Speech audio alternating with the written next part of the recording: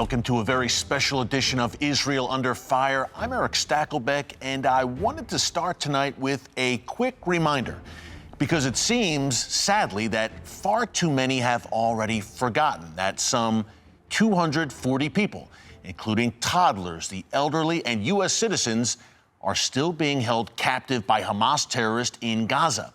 240 people, sons, daughters, grandparents, husbands, wives, who were violently separated from their families and quite literally dragged from their homes into Gaza, where Hamas has a massive network of underground tunnels that stretches some 300 miles beneath the Strip. It was described by one elderly hostage who was held in the tunnels and released as being like a spider web. Now, the Israel Defense Forces are working night and day to destroy these tunnels and to rescue the hostages. It's a fierce fight against an evil, demonic foe, a death cult. Folks, that's what Hamas is. Make no mistake, these are modern-day Nazis, just in different uniforms. And as this fight rages, the loved ones of the captives are waiting and praying and dreaming of a day very soon when there will be a great and miraculous reunion. Hey, God's arm is not too short. He can do this. And here at TBN, we have not forgotten, and we will not forget those 240 souls, including 30 children, including Holocaust survivors, who are being used as a bargaining chip by a vicious terror group that, God willing, is in the process of being crushed once and for all. Over the next hour, you'll hear from Israel's top diplomat, Foreign Minister Eli Cohen, along with the families of some of the hostages who are being held in Gaza right now. You will hear their personal stories about how their lives were turned upside down on October 7th and why they will never give up hope. And you'll learn what you can do to help and to bless the people of Israel. We're joined now from Israel by Avikai Broditz. On that horrific morning of October 7th, Avikai's wife Hagar and his children, Ofri, 10 years old, Yuval, 8 years old, and Uriah, 4.5, were kidnapped from their home in Kfar Aza by Hamas and dragged into Gaza. Avikai, thanks so much for joining us. I can't begin to imagine what you're going through right now. Tell us first about your beautiful family and why they're so special. Well, my wife, Hagar, we've been together for 22 years.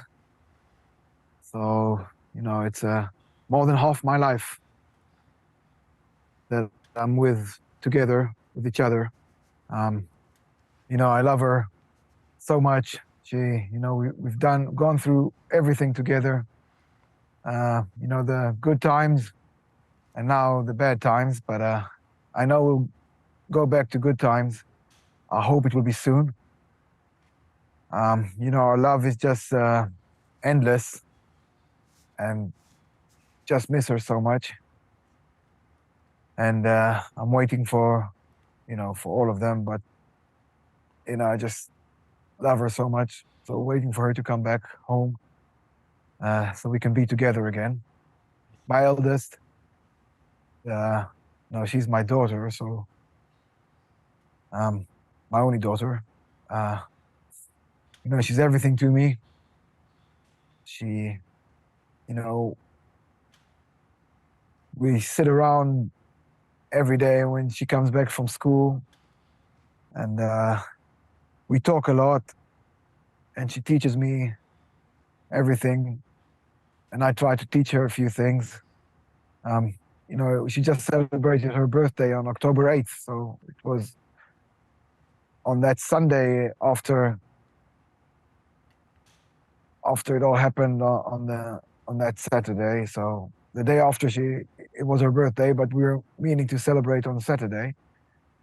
And so her cake is still waiting for her. And I hope Agar will bake her a new cake when she returns. Yuval, my middle child, he's has the soul, really sensitive soul. He loves playing soccer, and he loves his Xbox. He loves playing with his friends. And, you know, he loves his Legos. So he's got all the Minecraft Legos. Got a, you know, a whole drawer full of Legos that he likes to build.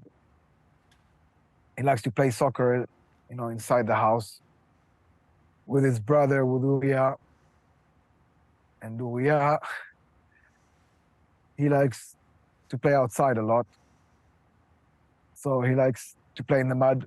You know, he makes mud in the yard, and he likes to spoil all my flowers and everything I plant, make mud out of it, and play with his tractors, with his toy tractors, and then come back home and make a big mess out of it. So that's how he is, Uya. Just likes to mess everything up. But now I miss it. I miss the mess he makes. So I wish they would all come back and make a big mess in the house. So, Yeah. you know, now I miss the mess.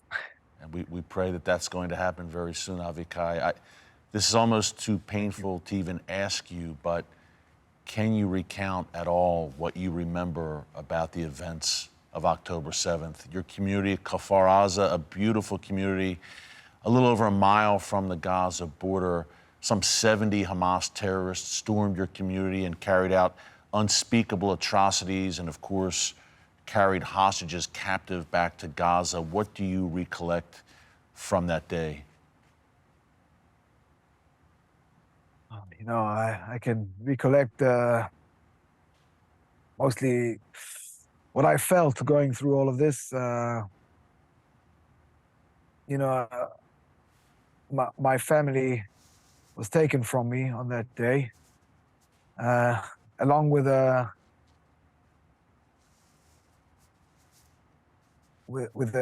little girl named Abigail. She was a neighbor's girl. You know, they killed her parents. I buried them almost 2 weeks ago. Oi, her dad, was a good friend of mine. And her mom, Smadar, she was a saint. They killed her, and Abigail came running to our home. She was full of her dad's blood. I guess they shot him, and she managed to escape. I saw her, picked her up, and handed her over to my wife. And they all went inside to the safe room to hide. And they hid there for more than 4 hours before they came in and took them to Gaza. So I stayed outside. I tried to help, and I stayed in touch with my wife over the phone. And at around 11, that was the last message I sent her. And the last message she sent back, she said, they were coming in. That was the last message I received. And no more messages from her after that. And, you know, I was sure they were killed because I couldn't get in touch. I couldn't come back home. And, well, the day after, I got some news, the best news I ever got in my life. They told me that they had been seen alive, being led with an armed man going towards Gaza. So I knew they were alive. I felt I got my family back. And I knew they would return soon. But now it's been over a month. And I'm still waiting for them to return so I can hug them and be with them. And I'm still waiting. So I've been praying a lot. And, you know, I need the whole world to pray for me and with me for their return. Yes. Avikai, you've been working tirelessly for their release. You even met with the Qatari ambassador in an attempt to secure your family's release from captivity. Can you tell us more about that journey over the past month as you advocate for the hostages' release? Sure. Well, I came all the way to Washington to meet the Qatari ambassador. He's a great man that he accepted my request to come and meet him. And I sat with him and he listened and he was really empathic.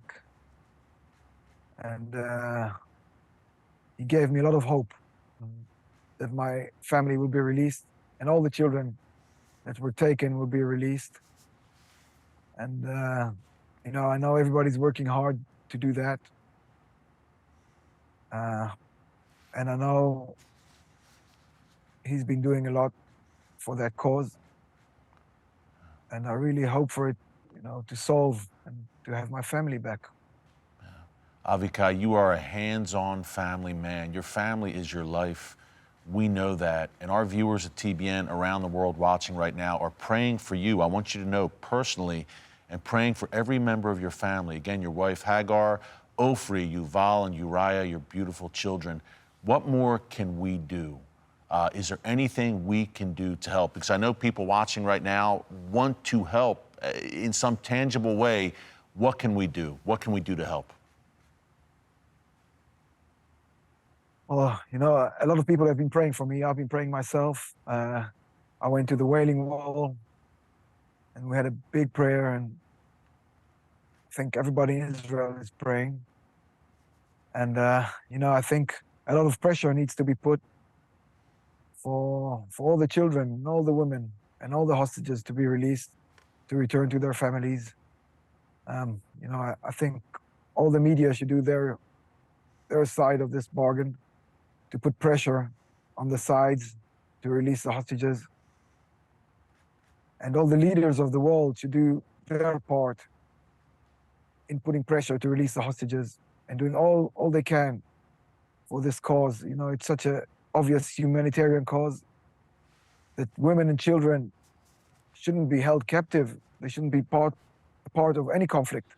Yeah, Avikai, I can tell you that we will not rest here at TBN. We will not stop until your family comes home, until the hostages come home where they belong. And by the way, when you have that birthday party for Ofri, and I know that birthday cake is still waiting for her, we can't wait to hear all about it. We can't wait to hear about that incredible reunion, that belated birthday party, but the greatest birthday party you've ever seen.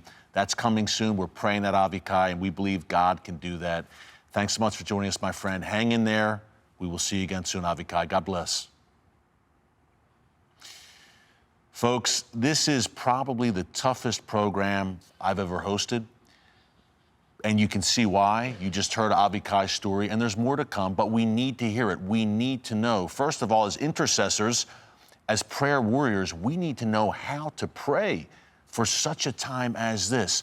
Most difficult show on one hand, on the other hand, this is the most important program I have ever hosted here on TBN, bar none. These are our families. These are your kids, your grandparents, your grandchildren. This is happening now in real time. It could have been any of us.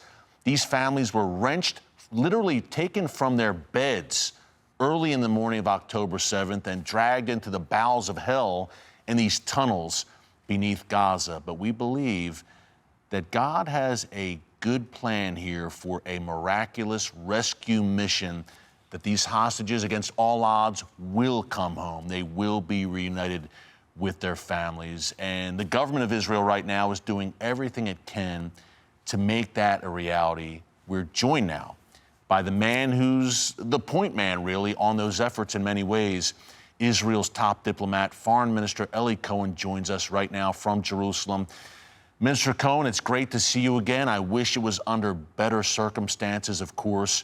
What can you tell us, first of all, about the current status? What do we know about the hostages right now in Gaza? We assume most are alive. How are they being treated? Do we have any more details on that front? Eric, first I would like to thank you and for TBN for this special broadcast in regards to the hostages. This is something that it's unimaginable, that while we are speaking, 241 right now in hostage, 9 months old, which is a baby, twins, 3 years old, a daughter, 4-year-old, that their parents murdered, entire family in hostage. Holocaust survivor above 85 are right now in captive. Eric, they are not inhuman. They are monsters.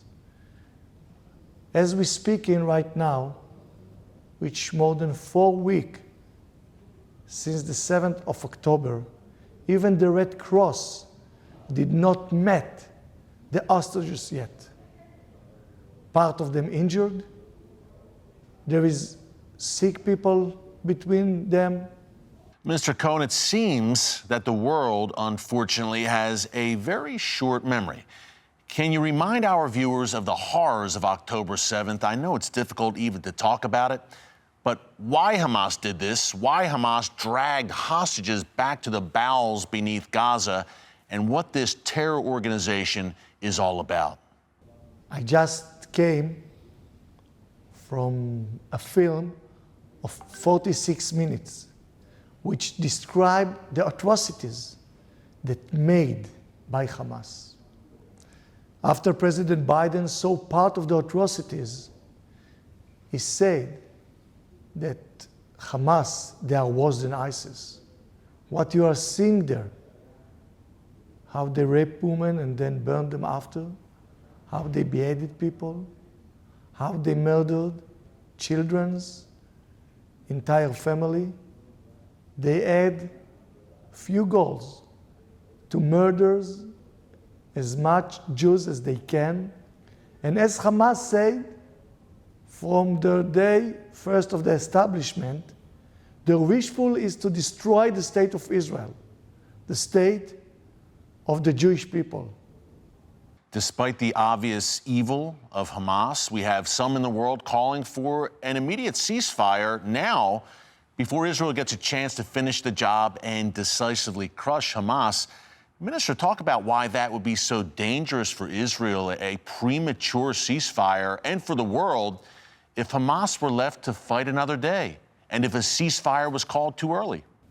Can anyone imagine to have a ceasefire with the Nazis, or with ISIS, or with Hamas, which murder brutally families, and their goal is to destroy the state of Israel? I would like to say it clear. West will be the next unless we will distract Hamas, which actually murder more than 1,400 of our people and actually took in captive the Palestinian in Gaza. And the terrorists are like a cancer. Their wishful is to expand like they did before with ISIS, and this is their goal as well in this time. So therefore, we are all focused to ensure to eliminate Hamas till the last one. If we will not stop them, they will reach to New York, to Paris, to Berlin, and this is our goal. For the state of Israel, for the security of our people, and for the entire free world. Israel is the last frontier of the West. Minister Cohen, so true, and you make a great point. We already see it reaching in many ways right here in the West. Just take a look, I'm sad to say, at American college campuses right now and the massive explosion of pro-Hamas, anti-Semitic sentiment there. We've got a lot more to discuss, Minister Cohen. You'll be joining us later in the show to talk about Iran's role in this, what we can do here in the United States and at TBN, and much more. So, Minister Cohen, we will see you a bit later in the show. Stand by. In the meantime, I want to head back to Israel and speak to Ayelet Levy. Now, Ayelet's daughter is an amazing girl. Nama is 19 years old. She served in an all-female unit of the Israel Defense Forces. She was forcibly taken hostage by Hamas terrorists on the morning of October 7th and taken back into Gaza. She is now being held captive, but Ayelet is keeping her story alive every day, including right here for us tonight. Ayelet, thanks so much for joining us. I can't even begin to imagine how difficult the past month has been for you. I know how close you and your daughter Nama are Tell us first about her. I mentioned at the top what a special girl she was, an athlete, a scholar, and much more. Tell us more about her and why she's so dear to you.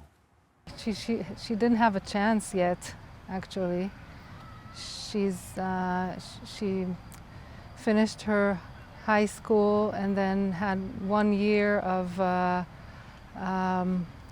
like a volunteer year that she did, a special year after high school. So she just got, after that 1 year, she just got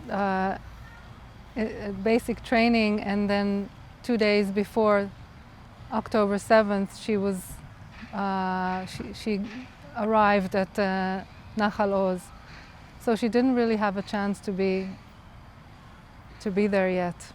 She's very strong and very brave, and I'm thinking about that since she's been there. And she's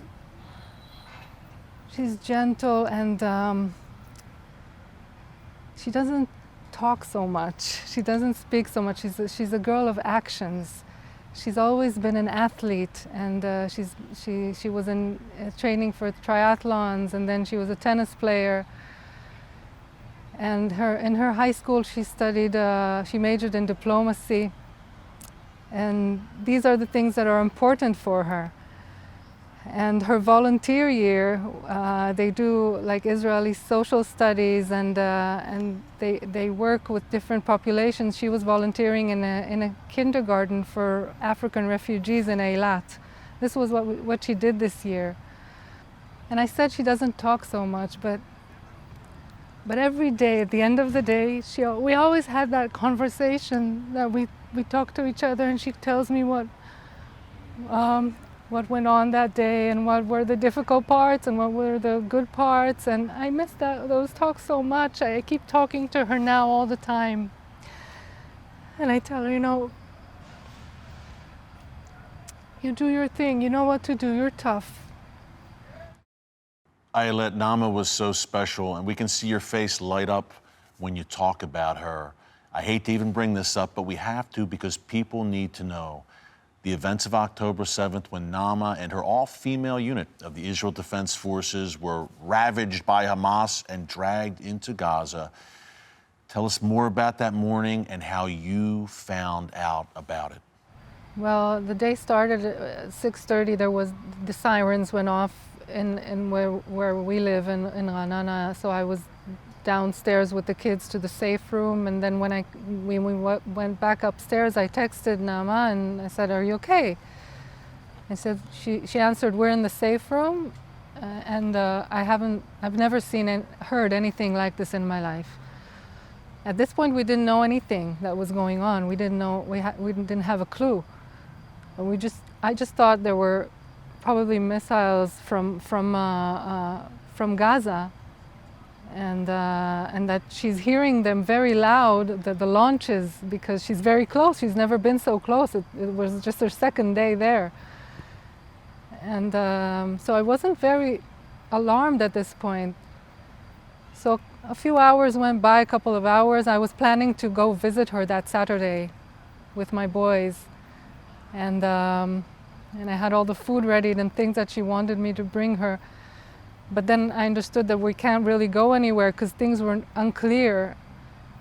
So we played Monopoly, and then I think it was around 11 that I got a call from Nama's father that he received a video one of the cousins saw, and then there's a very, very explicit film of her in Gaza being hauled out of a vehicle from the backside. She's handcuffed, she's wounded, and she's grabbed by the hair, and there's gun shooting all around, and they put her in the front, in the back seat, from the baggage to the back seat of that vehicle. She's shoved in, and it's her, and it's located in Gaza. Ayelet, we are with you. We share in your mourning, but we also share in your hope. This is not over. And we strongly believe that Nama will return home, will be in your arms once again, laughing with you and celebrating with you once again. In the meantime, we're keeping it alive here on TBN. We're keeping this story alive. Number one, what can we do? What can our millions of viewers around the world watching right now do? And secondly, I know for a fact, Ayelet, that we have decision makers, government officials in Israel watching this show. The Foreign Minister, Eli Cohen, is actually a part of this program. We've also got decision makers in Washington, D.C., here in the United States, where I'm sitting, watching as well. What do you want to say to them, and what can they do to bring the hostages home? First of all, don't leave this subject for a minute. It cannot go, underground. Everybody needs to know about this. Everybody needs to know about all the horrible things, all the atrocities that have been done. It's really difficult because we really don't know what to do. But I think the pressure that can come from the United States and other countries is really important. That's what I understand. I'm not a diplomat. I don't know anything about this kind of thing, and I don't know about army maneuvers or anything. I'm a physician. I'm a family physician. I'm a doctor on my day job. So my talk now is just to have everyone know about this. Anyone who can do anything and influence and make this end as quick as possible. Every day counts. It's been over 30 days. Today is November 7th. All this happened October 7th. And we haven't had any notice, nothing from the Red Cross, nothing from the World Health Organization. I've been talking to all of them. So there has to be pressure on the different organizations and countries in order for something to happen here. I want to make a promise to you here on behalf of our entire team at TBN. We will not forget this. We're not letting this story go. We're not letting Nama go. We're not letting you go. We are with you. We are praying for you every day by name, daily, and we believe that you will be reunited with Nama very soon. We believe we will have a miraculous reunion to report here on a future episode of Israel Under Fire. Hey, hang in there, okay? We're praying for you. God bless you. We will have you back again soon. Keep us posted. Thanks again for joining us. God bless, Ayelet. We'll see you again soon. Thank you. Folks, the stories are literally endless of the tragedy of October 7th, but we believe that ultimately there will be triumph related to that day. Number one, the hostages will come home, and number two, Hamas will be crushed once and for all and will never be able to threaten the world ever again. In the meantime, let's stay in Israel. We want to speak to Oded Ashkenazi. Oded's sister-in-law was kidnapped by Hamas terrorists and taken hostage on October 7th. She is a very, very special woman, and Oded and his parents every day are awaiting her return. They're advocating on her behalf. Oded, thanks so much for joining us. I know how difficult it is for you to talk about this, so we can't thank you enough for even being here with us. First of all, tell us about your sister-in-law, why she is so special to you, and the kind of person she is. So Doron is the sunlight of our family. She's a veterinarian nurse. She takes care of all the animals, all the people. She's the best aunt to my children. She spent every little time she has with them. And we miss her, and we want her back. Can you tell us about the events of October 7th? I know she's a great person, Oded. Can you tell us about what exactly happened for her on October 7th as Hamas invaded your community? Saturday morning, it all started with a red color alarm, the siren that we have against the Hamas rockets. And we went into the shelter's room and stayed there until the there was an explosion of the rocket. And then I went outside like every time, and I started to hear gunshots inside of the kibbutz, and this is really, really weird. It's not happening ever. And we understand we got penetrated by a terrorist, and sent to all the family in the WhatsApp group to stay in the shelters room and lock themselves inside. And we talked the whole morning until in about 10 and 20.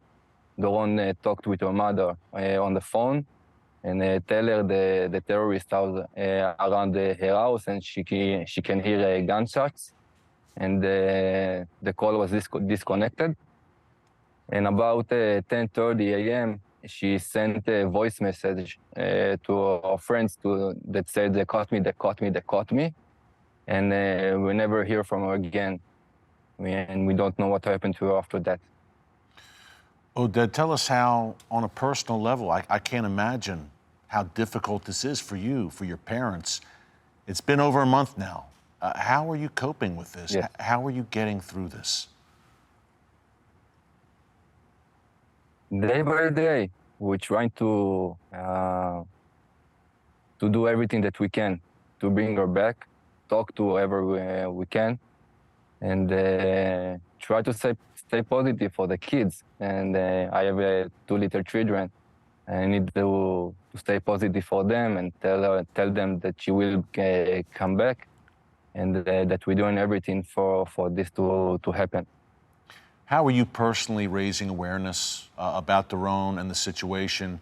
I know you've been very active, Oded, in raising awareness and sounding the alarm and making sure that people don't forget. Sadly, it seems that many around the world have already forgotten what happened on October 7th. How are you raising awareness and keeping this alive and keeping the hope alive of the situation that Doron will be brought back safely to your family and reunited? So we are going to rallies in Israel.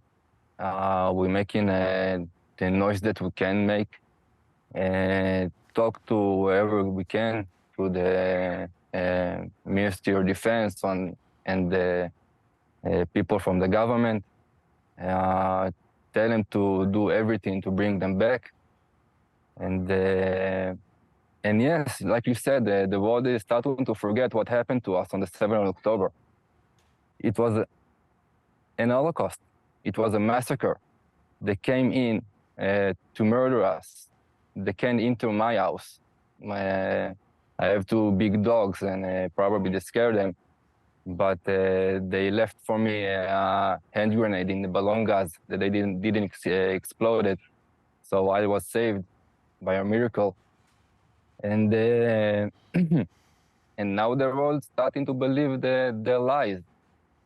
And this is what the world wants to believe. This is lies.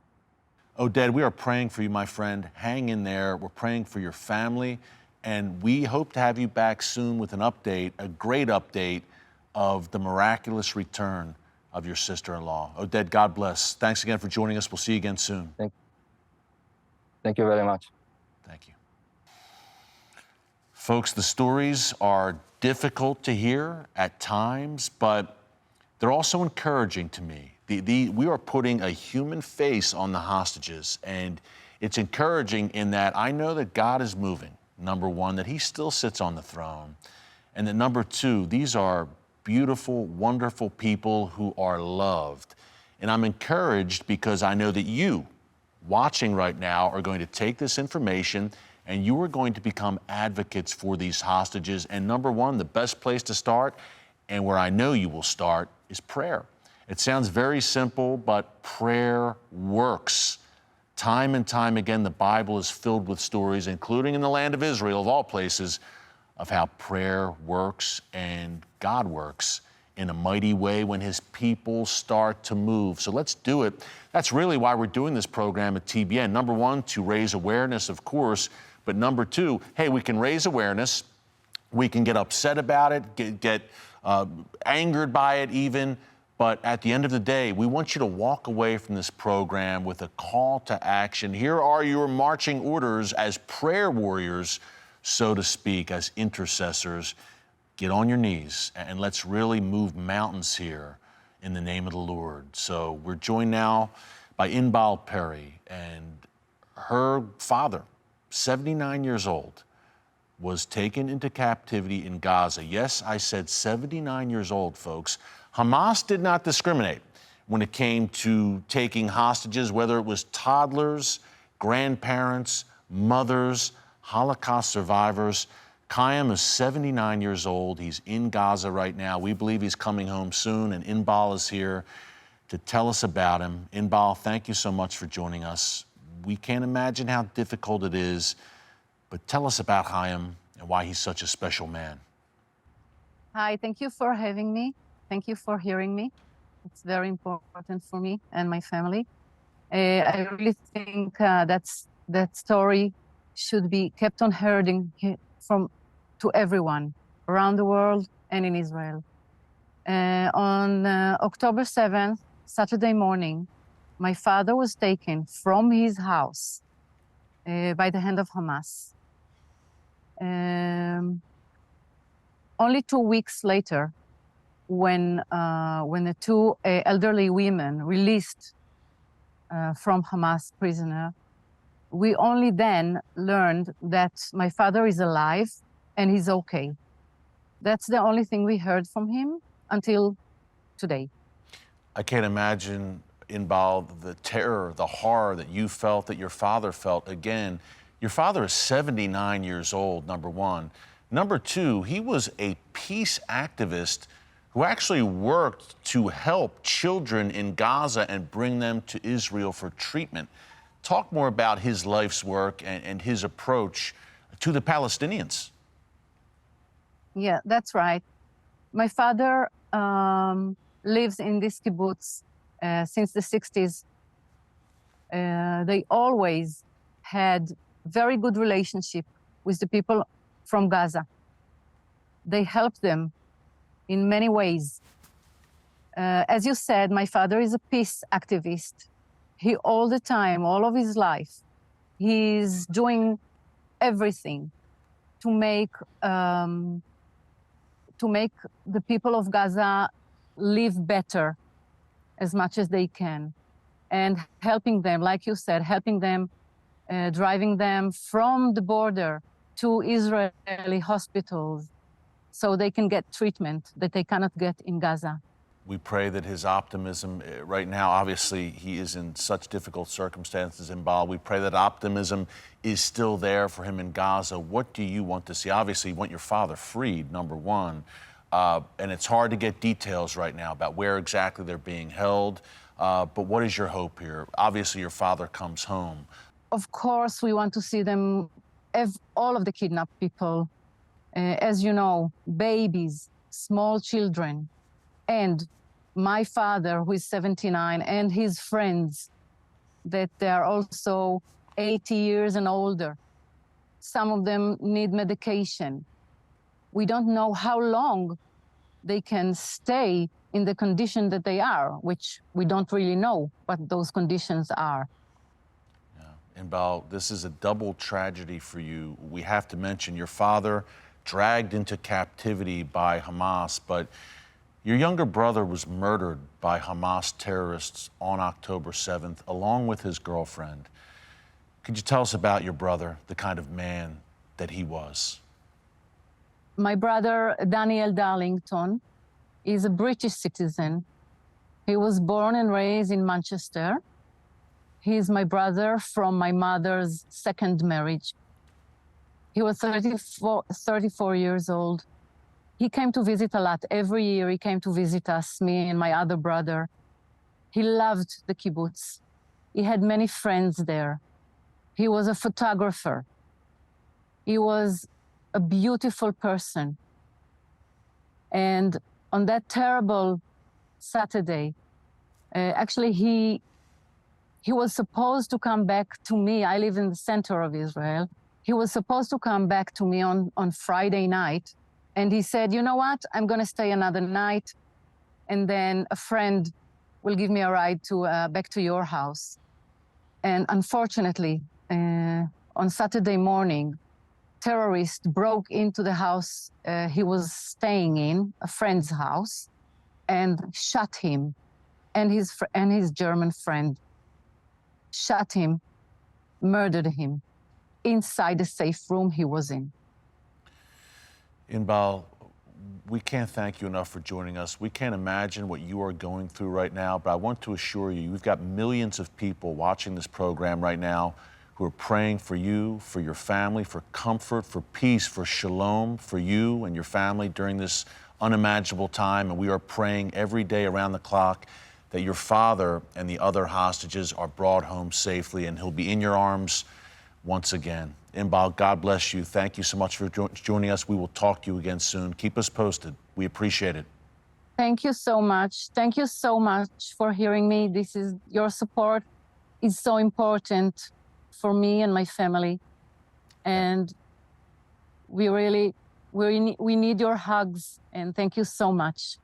Thanks again, Inbal. We have Israel's top diplomat, Foreign Minister Eli Cohen, standing by to join us once again. Minister Cohen, thanks for being with us. You and I earlier were discussing, and several of our guests have discussed tonight, how they've been horrified by this global surge in Jew hatred and anti-Semitism. I would argue this is the worst outbreak of anti-Semitism that we've seen since World War II, including right here in the West, in places like New York City, Washington, D.C., London, Paris, where we've seen this massive pro-Hamas, anti-Israel rallies since October 7th. How concerned are you about this, and what can be done to fight back against it? Of course, it's not helpful to have the Secretary General of the UN making anti-Israel comments as well and laying blame for what's happening in Gaza at the feet of the world's one and only Jewish state. I'm deeply concerned. After the 7th of October, the anti-Semitism event rise by more than 1,000%, which means 10 times more as comparison before the 7th of October. And I would like to ask, who is supporting Hamas? Who is supporting of kidnapping elderly people above the age of 80, entire family, slaughtering people in Saturday morning when they just wake up in the weekend? As Prime Minister of Canada, Trudeau, said, they are not a freedom fighter. They are the vicious terrorists. Minister, let's broaden out a bit. We're talking about the nations of the world, and you're obviously Israel's top diplomat and talking to diplomats in other countries. The Iranian regime, just so people know and our viewers know, lay out for us what a destructive role Iran's regime is playing in this conflict and in the region in general. Could you elaborate on that just a bit, how the head of the snake is really in Tehran, whether it's Hezbollah, Hamas, the Houthis in Yemen? The head of all of this resides in Tehran in the form of the Iranian regime. You describe it well. They are the head of the snake. We attack from our southern border by Hamas and Islamic Jihad. We attacked in our northern border by Hezbollah, and also from a distant country from Yemen by the Houthis. And all of them connecting to Iran. Hamas, Hezbollah, Islamic Jihad, the Houthis, the IRGC, all of them are financed by Iran. Iran is the worldwide #1 who finances global terror in the world. His goal is to prevent the peace and prosperity in our region. This is the goal of Iran, to increase the escalation in our region. Minister Cohen, thank you so much for joining us. We know how busy you are, especially right now. Last question. Do you have a message for everyone watching right now, for the millions upon millions in America, evangelical Christians around the world, our TBN viewers? Any message in particular you'd like to personally deliver to our audience right now? First, I would like to thank for all the friends of Israel, to all the Christians which supporting Israel, the Jewish people here in the Holy Land. And I would like to ask all of you, when you are going to sleep, think about the babies that right now in captive. And put a slogan in your social media which asks for one thing: bring them home. Bring them home. Minister Cohen, we can't thank you enough for joining us. Thanks for this powerful message, for your insights. And by the way, we should mention the Israel Defense Forces right now under extremely difficult and trying circumstances, fighting in Gaza, fighting tooth and nail against Hamas terrorists. And the fact that there are hostages in Gaza makes their job that much more challenging. Minister, thanks so much for your thoughts. We hope to see you again soon in Israel under better circumstances. God bless. Thank you very much. Thank you. And thanks again. Minister Eli Cohen, Israel's top diplomat. Great to have his insights here, folks, and to get the on-the-ground inside story of the advocacy in Israel's government for the hostages right now. We need to be advocates here in the United States and around the world, wherever you're watching from right now. But of course, it really starts with Israel and what they are doing on the ground. And Abion knows that very well, both sides of the equation. She was originally from the United States. She moved to Israel, made Aliyah about 8 years ago. She's had an incredible stay in the world's one and only Jewish state, but October 7th changed things forever and changed things dramatically. Abby lost family members. She had others who were taken and are still in captivity. Abby, thanks so much for joining us. We can't thank you enough, actually, because I know it's extremely difficult to even talk about the horrors of October 7th and the personal impact it's had on you. Tell us first about your loved ones, the ones who were lost and the ones who were taken and are still in captivity right now in Gaza. Thank you for having me. 5 members of my family, as you said: Carmela Dan, who is 80, her granddaughter Noya, who's 13, Sahar, her 16-year-old granddaughter, Erez, who turned 12 in captivity, and their father Ofer were all taken from near Oz on October 7th in the morning. Carmela's father actually moved from the United States to Israel 80, 90 years ago. And since then, she's kind of become the matriarch of our family here. She has had 3 children and 12 grandchildren and had lived on near Oz for more than 60 years, where she raised her entire family. Yeah, and Carmela and Noya, Abby, look, as you said, the matriarch, Carmela, Noya was autistic, 12 years old, Yes. and you were obviously holding out hope that they would return, but their bodies were found a short time ago. But you still have 3 family members in Gaza right now. Tell us a little bit more about them, and I know that you are holding out hope and praying constantly for their return. We are. Erez was 11 when he was taken, and he's 12 now. He's the same age as my son. He is a horseback rider and a bike rider, and he plays trumpet, and he loves Legos, and he's funny and emotionally intelligent and has a great smile. His older sister, Sahar, is 16. She's a year away from graduating high school, and like a lot of girls her age, is into music and dancing and TikTok, and she and her older sister, Gaia, are both artists, and they're best friends. And their father, Ofer, is really big in the biking community. He is a carpenter.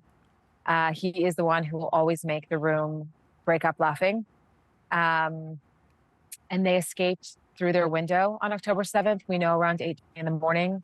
And on October 8th, we saw a video of Erez in the hands of Hamas. He was kind of being dragged down the road by terrorists at gunpoint. And I think, October 7th was horrifying, but was also, you couldn't make sense of it. And I think seeing that video on the 8th, everything became crystal clear that this was a nightmare. Yeah, and Abby, I'm so glad you are sharing their personal stories, their personalities, the kind of people they were and are, because I think everyone watching right now needs to have that personal connection. These are our sons and daughters, our grandparents, aunts, uncles. This could be anyone. It could be anyone. And look, you are, you're a U.S. native, and you met with President Biden and Secretary of State Antony Blinken about the hostages and their plight. Can you share anything that came out of those conversations? Yes, I had the opportunity to meet both with the president and the Secretary of State, and we had 17 senators that traveled to Israel in a bipartisan delegation. And I think it was really critical for every single one of those people at different levels, because they're clearly responsible for different parts of government, whether it be diplomacy versus, the president, something else. They needed to hear the stories firsthand. They needed to see the photos and the videos. They needed to meet the family members.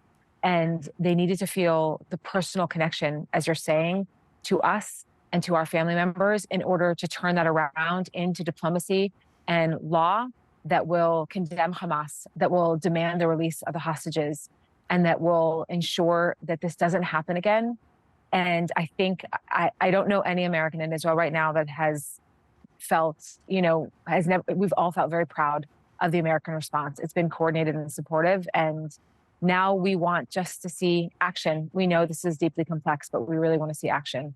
Yeah, it seems like the people of Israel right now, Abby, are incredibly united in this cause. Look, you lived for years in the United States before you made Aliyah to Israel and moved to Israel. You could go back to the U.S. right now in this very tumultuous, dangerous time in Israel, but you're staying. What does that say as an Israeli, as a Jew living in the world's one and only Jewish state? Talk more about that, why it is so meaningful for you to stay on the ground in Israel and to fight this fight. We came to Israel. My husband is Israeli. We came to Israel almost a decade ago for family.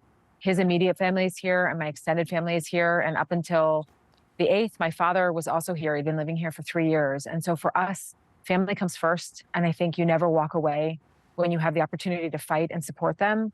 I think in the subsequent weeks since October 7th, you've seen massive anti-Semitism, not just on campus in the United States, but globally. And I think when Biden said it, that if the state of Israel doesn't exist, Jews everywhere are not safe, that hits home harder in the last 30 days than I think it ever has. And it feels even more imperative to fight for the safety and security of the state of Israel. Abby, we are standing shoulder to shoulder here with you at TBN. I want you to know we will never forget. Is there any message you have for our viewers around the world right now? What do you want to share? I am so grateful for the prayers. I'm so grateful to your network for talking about this, because it's 30 days later and there are things that are happening around the world and there are things that are happening here that are taking over the hostage story. But you can call your elected official, you can write them, and you can talk about this. You can make sure that the 241 souls that are being held against their will in Gaza are not left there or forgotten. Say their names, share their stories, and help us bring them home. Abby, thank you so much. Thank you for everything you're doing right now. We are with you. We are praying with you. And when you have that incredible reunion with your loved ones, we're going to have you back to celebrate with you here on TBN. Abby, God bless. I look forward to it. Yes, hang in there. We'll see you again soon. Thank you. Thanks, Abby. Thank you. Thank you. Well, folks, as we wrap this very special edition of Israel Under Fire, and what you've just seen, if you're like me, you're probably feeling a lot of different emotions right now. Sadness, outrage, anger, grief, mourning. I'm being hit with all of it as I'm sitting here interviewing these wonderful people in Israel. And it's not easy, no doubt, but it is necessary. And it may not have been easy for you to hear in some cases, but again, very, very necessary. I said it earlier, I'll say it again now. This was the most important show I have ever hosted for TBN. I've hosted a lot of them, so that's saying something, but this program in particular was for such a time as this, and no one else is really doing anything like this in the mainstream media. That's why you're watching TBN right now. I want to leave you with two stories of encouragement from the Bible that took place, yes, in the land of Israel. I've been talking throughout this program about miraculous hostage rescues. I said at the top, God's arm is not too short. He's still on the throne. He's still in control. So I want to leave you with this. Number one, Genesis 14 recounts the story of how Abraham, who was then still known as Abram, took a group of 318 men. Now, his nephew Lot was taken hostage by pagan Canaanite kings. And Abraham and 318 men went and pursued those kings. They fought them and they rescued the hostages. They won an incredible victory. Lot was freed. He was reunited with his family. So that's your first biblical precedent for miraculous hostage rescues in the Bible and in the land of Israel. And then there's the story of King David and his men that's laid out in 1 Samuel. They returned from a campaign only to find that their wives, their children, and all of their goods have been taken captive by the Amalekites.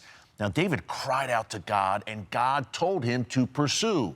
So he and his men pursued the Amalekites, overtook them, and were reunited with their wives and children.